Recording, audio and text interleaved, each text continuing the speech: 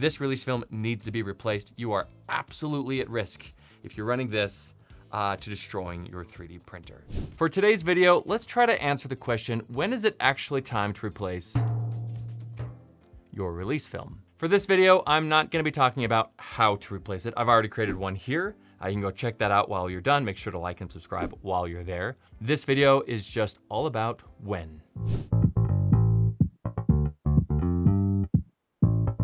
And because I'm a fan of visual aid, I ran over to the Lychee Slicer Discord and pulled up some few photos. But first, let's start with what we're trying to avoid here, and that is a punctured release film. And right here we can see this old Saturn. Yeah, definitely got resin all over the screen. This is what we want to avoid. Here's a newer Saturn. Now maybe you've got a screen protector you can replace, maybe sometimes you don't. Maybe sometimes the resin gets underneath the screen into the components and you're not just replacing a screen, you're replacing your entire printer. These are things we definitely want to avoid, so making sure you take care of your release film can avoid a very costly issue such as this. Not 100% avoid, but much lower chance of it happening. So let's look at our first damaged release film and see what we should do in this situation. So here we have our very first candidate. Now this candidate right here looks actually pretty good. It's milky, which is fine, that's not an issue at all. If you are worried about a milky release film, if you put it on the printer, and let's say you put a little water in it just to test it, you'll see that milkiness goes away and it becomes almost transparent.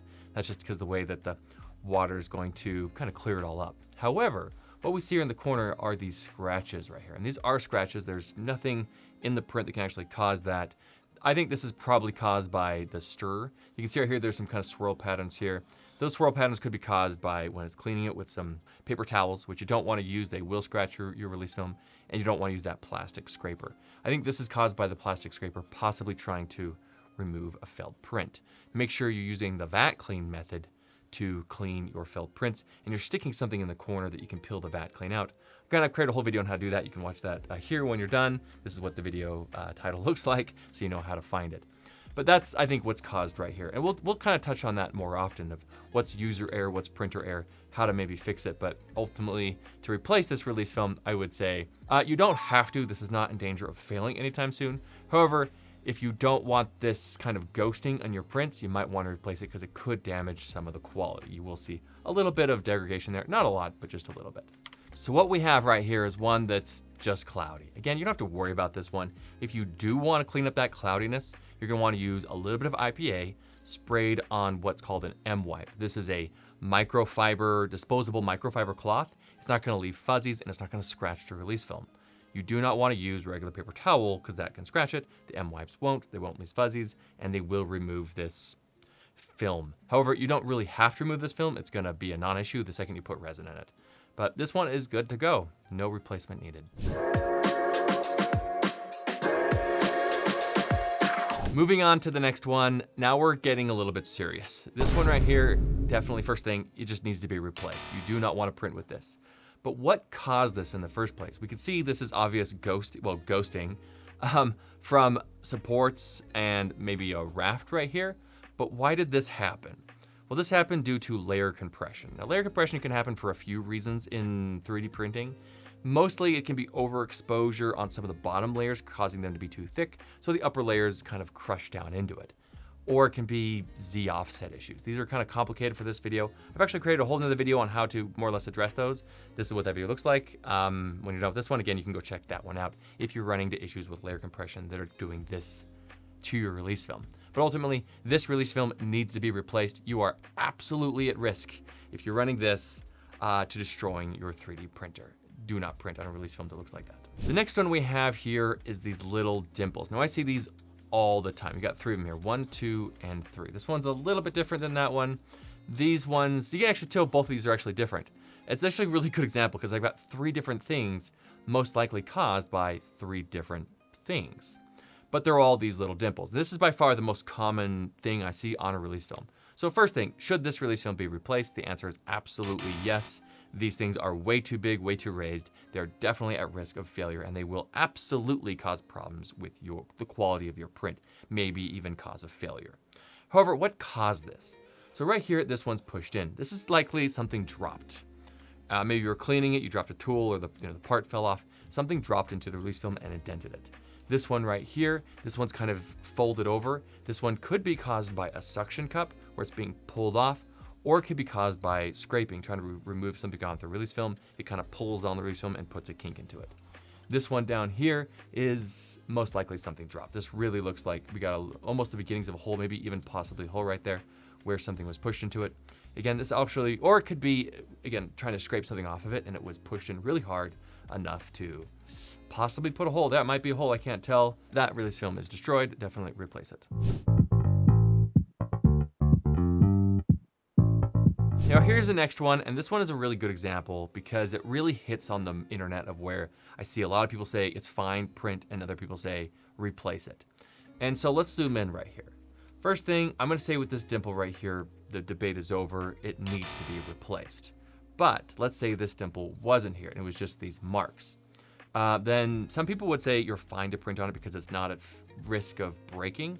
But for me, you're gonna notice a lot of loss in accuracy, and it is overall, the integrity has been reduced. So I would definitely replace this one. Now, how did this happen?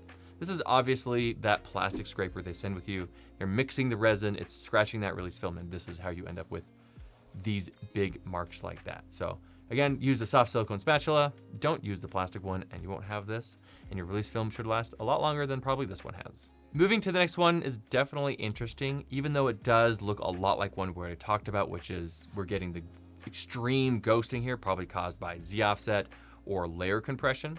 But what's interesting about this one is all the damage is only in the center. This is because the user isn't moving the prints around enough from print to print to print. They're also obviously using the scraper or something to remove felt prints. The felt print's always happening in the center because that's where they're printing. So does this need to be replaced? The answer is yes. How do you avoid it getting damaged like this one? Move your prints around. Don't use the scraper to remove felt prints. Use the soft silicone squeegee. You know, everything we've already talked about will make this release film last a lot longer, so you don't have to replace it because this one definitely needs replacing. This next one's really interesting because it's like everything you could probably do wrong showcased in one release film outside of puncturing it.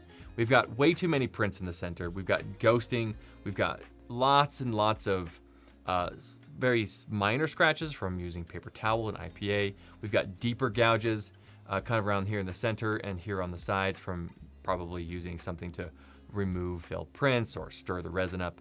But you can see this release film hasn't failed yet. So they can take a bit of an abuse, but I definitely wouldn't risk it at all. This should be replaced, and you want to use the method we talked about earlier to make sure yours never ever looks like this. This thing was overdue for a replacement a long time ago. Here's a couple I wanted to include just because I really want to show that user error that happens.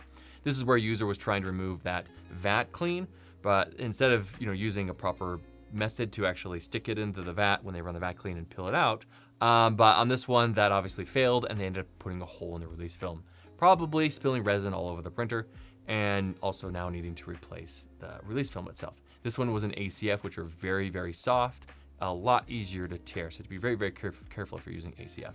Next one here is where they didn't quite puncture it, and FEP a little bit stronger, a little hard to puncture, but you can definitely see there is a lot of damage here. This would be, again, from using a tool to try to pull up that vat clean and damage it. This would need to be replaced. You would not want to print with something like that in there. The failure rate is just way too high.